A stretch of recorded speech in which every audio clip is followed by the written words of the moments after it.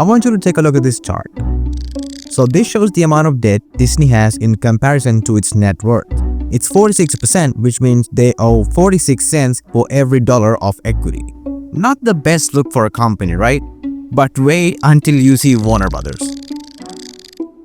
Warner Brothers' debt situation is so bad, they literally owe more money than their entire net worth.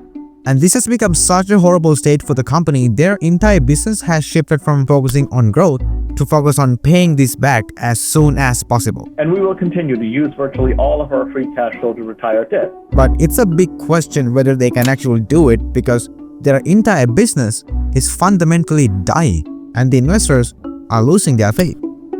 So what's really happening to Warner Brothers? And can they really turn things around? Okay, so let's start with the debt. In 2022, Warner Media and Discovery agreed to combine each other to become Warner Brothers Discovery, a one single entity that has assets and resources from both the companies to become this super corporation that no doubt will dominate the media landscape. As a matter of fact, Discovery was so confident in the success of this merger, the deal was structured in a way that the new company has to take on $43 billion in debt to pay AT&T, the parent company of Warner Media, to make them sell it to Discovery. And obviously, they were dead wrong. Since the merger, the company's stock has fallen over 60%, a huge loss of value, and it doesn't even come close to their competitors like Disney or Netflix. And even though they have paid off over $16 billion of debt, they still have $40 billion in total to pay back. In fact, this has become such a disaster, the board of the company decided to link CEO David Zaslav's bonus not to the stock price of the company, which is the usual metric, but to the free cash flow, the money that is left over to pay off debt. And because of this, he laid off thousands of employees, cancelled a number of TV shows and films, killed CNN Plus within a week of releasing it, and so much more to save cash or to get tax write-off. But even with these measures, the company is not doing well at all. Like, it's struggling. Because here's the thing, Warner Brothers Discovery is fundamentally a dying business. So let's take a look at where exactly Warner Brothers make their profits. So there are mainly three segments: streaming, studios, and network, also known as linear TV channels. In 2023 alone, 80% of their operating profits have come from linear TV, and this is the problem. WBD has one of the most insanely large television portfolios ever. Like, they own everything from Discovery, obviously, but also CNN, HBO, HGTV, TCL, Food Network, and TNT. Like, it's crazy. But here's the thing. Traditional TV is a dying industry. Like, every year, people are getting rid of cable and pay TV channels in favor of easier and affordable options like streaming and YouTube. And we can see that impact in Warner Brothers' financial records. Just in the third quarter of 2024, they have lost 9% of their domestic pay TV subscribers, the operating profits are down by 12%, and 21% of their audience just stopped watching network TV. This is just horrible. And to make it even more worse, WBD lost one of the most important media rights deals in the world, the one with the NBA, and this will make them lose even more viewers. They tried fighting back with the lawsuit, but they only managed to get a watered down version of the deal with significantly less value. The company relying way too much on a dying industry is not at all a good signal for the investors and the stock price. But it's just not this segment that is struggling. 2024 has been a year that is mixed at best Warner Brothers Studios. They did have success with movies like Dune Part 2 and Godzilla and Kong, but they also had huge bombs like Furiosa and Joker 2, which lost around $150 to $200 million and became one of the most biggest financial and critical misfires of the year. And even the actors are pulling in the worst films ever made. I swear to God, I fucking hate this movie. According to the WBD earnings report, in the third quarter of 2024, the studio segment revenue dropped by 17%, and no joke, the profits fell by 58%. Things are not looking good at all. And this leads to our next chapter, streaming. When people don't find cable TV satisfying, they just turn to streaming. When people don't like to go to the theaters to watch movies, they just watch it on streaming.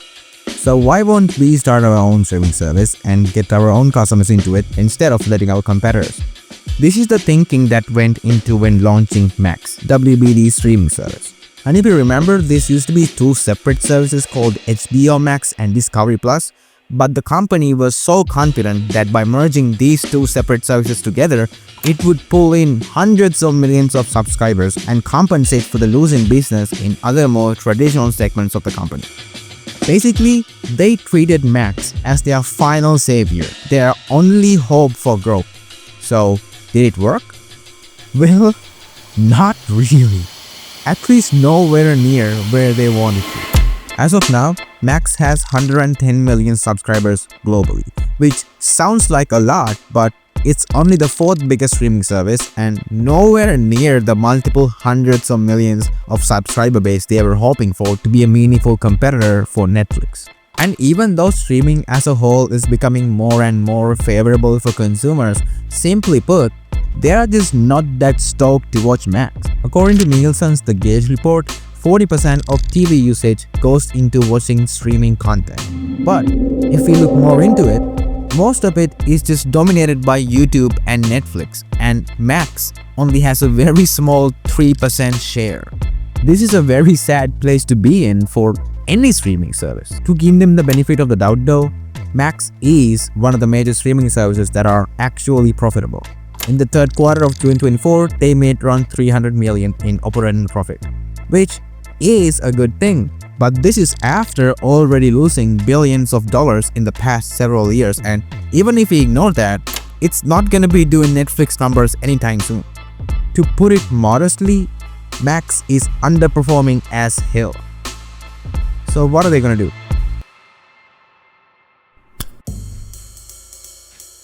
So in this earnings call they did, the CEO and the CFO of the company addressed some of the issues they are facing, and they seem to be focused on a couple of things. First, they want to expand Max to even more countries around the world, which makes sense because right now they are only available in 72 countries compared to Netflix being available in more than 190. So this will definitely get the platform more subscribers. But it's unlikely that this would somehow save the platform because even in Netflix, the average revenue per user outside the US is significantly less than in the US. Another thing is that they're gonna do less of licensing their own movies and shows to other streaming services, which means that we can no longer watch the Batman on Netflix. We have to have Max. Though this is bad news for us, I do think this is the right move because this gives more of a reason to subscribe to Max and incentivize people to stay longer on the platform. But then why is the Batman available on Hulu? Actually, it's another move from WBD to bundle Max with Hulu and Disney Plus to make it easier for users to use several platforms at once. And because it's cheaper this way, hopefully more people will buy this and Max's subscribers will go up, bringing more revenue. And then they're also gonna start cracking down on password sharing more aggressively in the future. Are these enough to get rid of their enormous amount of debt and start focusing on growing the company? Frankly, the data is not very optimistic, and the investor sentiment around the company is also very bleak. A report from Bank of America Global Research came out recently suggesting that it's better to just sell linear TV stuff they have and only keep streaming and studios because that's how bad the debt situation has gotten. Unfortunately, things are not looking very optimistic for the future of Warner Brothers.